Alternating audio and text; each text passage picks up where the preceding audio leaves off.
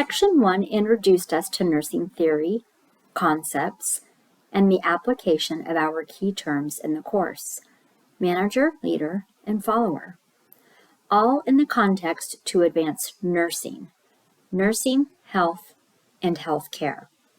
In the first section, we considered national mandates, such as the IOM's report titled The Future of Nursing, Leading Change, Advancing Health, and we specifically looked at our own nursing program's mission and philosophy. We tied these directives and our positions as a transitional step from RN to BSN. Well, now we look into theory from an organizational perspective. Typically, organizational theory is more systematic and strategic. Therefore, this section is more business financial centered than it is nursing, although does include insight that is crucial to successful management, which often are the same skills as a good old-fashioned bedside nurse. These skills are essential for a few key reasons. One, many of you simply by default of your education at BSN will prepare you for a management role. And two, organizational viability must occur, even in the face of financial crises. Because if our organization goes out of business, whether that be a for-profit outpatient surgical center, a clinic, or a large not-for-profit hospital, we too are out. The implications are great and, quite frankly, would be devastating. Not just because we lose employment, but when a healthcare organization shuts its door, it is the consumer, patient, who suffers most. So let's get right to it. Here are the objectives for this lecture presentation number 2. You will see we address some key definitions as we differentiate between professional roles and organizational decisions. Just as I did for the first lecture, the slides are located in the module, which you may find helpful for note-taking. Moving right along, let's go to slide 3. As we have nursing theory and an overall nursing culture and philosophy, that is our shared meta-paradigm, we have organizational theory. Organizational theory is often termed organizational studies. Within this heading falls the organization's culture, a shared belief system which guides the mission, vision, and philosophy. Take a look at your textbook for each of those definitions and begin to envision how those play into your role as a nurse manager. I encourage each of you to refer to your current employer's mission and philosophy. You don't have to be working as a nurse. Any employer works. I find it interesting to refer to both of my employer's mission and vision periodically, because when you choose to work for a particular employer, you are essentially agreeing to be part of its culture and to uphold the values established. It really should be a win-win, a good fit. Governance kind of dictates systems theory. There is centralized or decentralized governance, and also what is referred to as closed systems and open systems. A primary determinant here is the level of your bureaucracy. To which degree is there autonomy or shared governance? And a division of labor. The differences are self-explanatory. Are we dealing with external forces or just within, internal? There are 4 elements that create the system. 1, the structure itself. 2, technology. 3, people. And 4, the environment. With shared governance, nurses have some ownership, if you will, in the working environment. This is where we see collective bargaining in nursing unions. The union is a collective body of nurses that negotiates for employment terms and conditions. Regardless of how an organization is governed, its structure demonstrates the mission, values, vision, and philosophy. This segues nicely into care delivery. We certainly care about our practice environment. As we discuss our role to advance health and healthcare, we too advance education to improve practice, quality, and outcomes. There are various nursing care models that are used today. Review those models in your assigned chapters. For example, common models worth differentiating are primary versus team nursing. Primary places total patient care in the hands of the nurse, typically an RN. The autonomy gives him or her the ability to function as a role model. Conversely, team nursing includes unlicensed personnel whereby the RN serves as the team lead. This role too offers an opportunity to function as a role model, but also to delegate and make key decisions. Do not confuse this with the charge nurse role. Regardless of the model, a unit will always have an RN somewhere in-house who is charged for that shift, day, or unit. That could be an assigned role or a title, such as your unit supervisor or assistant nurse manager, A&M. Another model relevant here is the differentiated nursing model.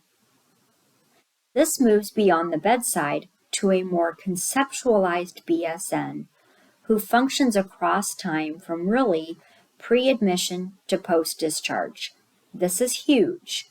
We know we teach patients every day and implement care planning at the time of admission to prepare for discharge, but to include pre- and post-hospitalization, yes. This helps ensure patient safety, compliance, and hopefully minimize readmissions and other adverse outcomes. This model describes magnet recognition. A magnet-recognized hospital infers better patient outcomes and nursing satisfaction because of its ability to attract and retain professional nurses and advance evidence-based practice standards. The BSN is at the top of the hierarchy of nursing care, not practicing as a mid-level provider, like a nurse practitioner, nurse educator, or a nurse scientist researcher, but as a BSN prepared nurse leading direct patient care. Review the various resources I have in the module's items. Statistics do show that magnet status has a linear or direct relationship to better patient outcomes. The identified structure is factored into staffing. Continuing on with care delivery, interprofessional and intradisciplinary care are essential to our organizational structure. We all know it isn't just a single nurse who determines patient care. Every single person involved with that patient influences the outcome. Yes, that includes ancillary services like the housekeeper and maintenance crew. Basic hygiene and a clean environment can go a long way toward recovery. Recall our founder, Florence Nightingale, found a clean environment was essential to reducing infection rates. Never lose sight of the basics. Our collaborations are what ensure positive outcomes and overall safe practice. We team build. This is precisely why I require you to work in pairs for the infographic project, because such collaborative efforts are a professional expectation. Moreover, the ability to articulate care both verbally and in written form are important skills of a manager of care delivery. I never want any of you to be in a position where you are leading in some capacity, whether it be educating or presenting among your peers and colleagues, and you distribute a document with poor grammar or spelling errors, or speak without an academic tone. This is the time and place to make mistakes and learn. Learn before doing it in the workplace. I want to set you up to be successful and shine. Using our nursing caps, we can apply some of our practice strategies to advance our organization's efforts. ADPI works: assess, diagnose, plan, implement, and evaluate. In which way? Well, we will never approach any situation without first assessing. We can't know how to act without first a needs assessment. I once heard a CEO say, "We don't approach the environment with the question, 'What do you need?' Rather, we ask, 'What do you have?'" What is meant by this is that we ought to start with what the person, environment, or structure has that can be used, what can be capitalized on. Then build from that. Don't walk in and upset the apple cart or make assumptions. It is natural to form assumptions, but be diligent and intentional here. Okay, so we assess, then diagnose the problem. Based on that, we can plan and implement the change or strategy. And then, just as we assess at the outset, we always evaluate. Now, evaluating does not mean that we are simply confirming what we did worked. Depending on what we are dealing with, it may be perfectly okay to say, this just did not work. We have to reassess. It is the evaluation piece that helps determine how to move forward. Apply a similar concept to the actual change process. In Section 3, we will look at specific professional relations in greater detail and how used to guide behavior, which influences and hopefully positively. We saw in slide 3 that people are one of the elements of business. Leading and managing do not occur at a vacuum.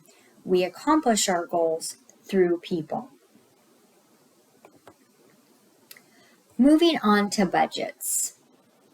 It's okay from the financial perspective to think like a nurse. How so? Well, when we incorporate AdPi, we are using a strategy for care delivery. Likewise, your role in strategic planning as a nurse leader requires that you oversee others and uphold fiscal responsibility, which requires those AdPi type components. To be an effective leader who is fiscally responsible, you must demonstrate an ability to plan, yet adapt to ensure your organization survives over time. This business plan is fluid so that it can adapt and change to future needs. Data are important. Examples include statistical data, accounting figures, etc. Similar to AdPi, there is the SWOT analysis. This is the initial scanning of a business's functionality. S stands for strengths, W, weaknesses, O, opportunities, and T, threats. Think internal and external influences here. See slide 3. Another AdPi type of approach involves an environmental assessment. Phase 1 is assessment.